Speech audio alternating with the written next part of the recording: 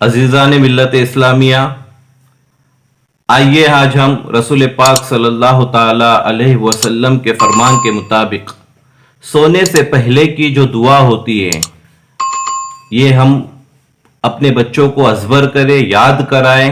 لیکن بچوں کو یاد تو ہوں گی بھی، لیکن صحیح طریقے سے اور تلفظ کے ساتھ پڑھنے کی کوشش کریں اور بچوں کو صحیح سے یاد کرائیں.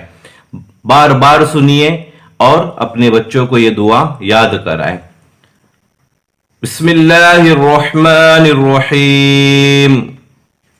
اللہم بسمیک اموت و احیا. اللہم بسمیک اموت و احیا. اللہم بسمیک اموت و احیا. اس دعا کو صحیح طریقے سے پڑھیے.